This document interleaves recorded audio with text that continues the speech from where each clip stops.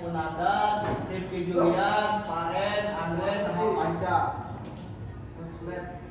Lu mulai bro.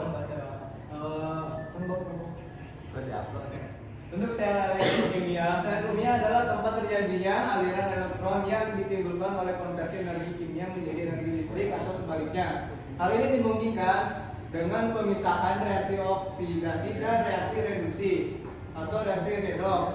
Sel elektrokimia adalah suatu alat yang menghasilkan arus listrik dari energi yang ditimbulkan oleh reaksi di dalam selnya, yaitu reaksi oksida dan reaksi reduksi. Sel elektrokimia tersusun dari dua material penghantar atau konduktor listrik yang disebut dengan katoda dan anoda. Kedua material penghantar ini disebut dengan elektroda. Next. Anoda. Anoda merupakan elektroda tempat terjadinya reaksi oksidasi, sedangkan katoda adalah elektroda tempat terjadinya reaksi reduksi. Reaksi reduksi adalah reaksi yang menghasilkan kenaikan bilangan oksidasi, sedangkan reaksi reduksi adalah reaksi yang menghasilkan penurunan bilangan oksidasi. Bilangan oksidasi menunjukkan jumlah total elektron yang telah dipindahkan dari suatu unsur. Hal ini akan menghasilkan bilangan oksidasi positif, dan jumlah total elektron yang telah ditambahkan ke dalam suatu unsur menghasilkan bilangan oksidasi negatif untuk mencapai keadaan yang baru. Skema sel Daniel. Sel Daniel adalah sel elektrokimia yang menggunakan Zn atau Zn sebagai anoda dan tembaga Cu sebagai katoda. Zn dicelupkan ke dalam Zn sulfat,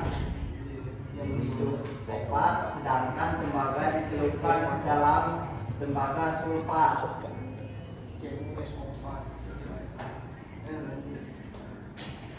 Nah, ini adalah gambaran jadinya oksidasi reaksi redoks. Jadi sebetulnya saya Zn yaitu anoda, di sini ada cairan katoda dan tembaga Cu.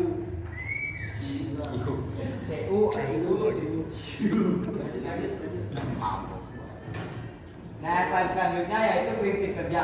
Prinsip kerja sel elektrolisis. Sel elektrolisis merupakan sel elektrokimia yang mana energi listrik digunakan untuk menjalankan reaksi redoks. Itu tidak spontan, digunakan untuk elektrolisis. Elektrolisis dapat didefinisikan sebagai reaksi peraturan dan menggunakan arus listrik. Prinsip kerja dari sebuah sel elektrolisis adalah menghubungkan kutub negatif dari sumber arus arah dengan katoda dan kutub positif ke anoda, sehingga terjadi overpotensial yang menyebabkan suatu reaksi reduksi serta oksidasi yang tidak spontan bisa berlangsung. Elektron akan mengalir dari katoda ke anoda. Ion-ion positif akan cenderung tertarik ke katoda dan juga terreduksi. Sedangkan untuk ion-ion negatif akan cenderung tertarik ke anoda dan teroksidasi. Di sini ada fungsi reaksi redoks. Yang pertama itu untuk memahami fenomena korosif logam dengan cara pencegahan. Yang kedua, penggunaan lumpur aktif untuk mengolah limbah. Yang ketiga, mengetahui reaksi fotosintesis. Yang keempat, oksidasi makanan dalam sel. Yang kelima, nur dan baut diberi lapisan zat, di mana dalam lapisan itu terdapat proses oksidasi logam, zin, dan reduksi pada bagian kation. Yang kelima, pembuatan alat-alat dapur dari stainless steel sehingga tidak berkarat karena permukaannya selalu dilapisi oksida akibat proses oksidasi yang berlanjut. Yang terakhir, pembuatan asam sulfat dan pengolahan biji-biji logam untuk keperluan industri maupun industri pertambangan. Nah, di sini ada ciri-ciri reaksi redoks. Reaksi redoks. Yang pertama itu terjadi terdapat unsur bebas seperti oksigen atau O2, klorin atau C12, sodium atau Cu dan lain sebagainya.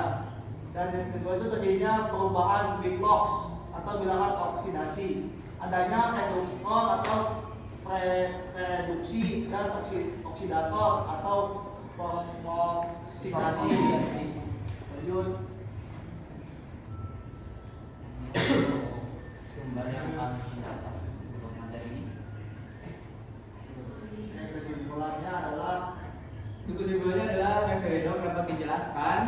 dengan berbagai sudut pandang seperti serah terima oksigen, naik turunnya bilangan oksidasi, dan serah terima elektron. Cukup sekian dari kelompok kami. Mungkin sekian dari kami. Terima kasih. Terima kasih.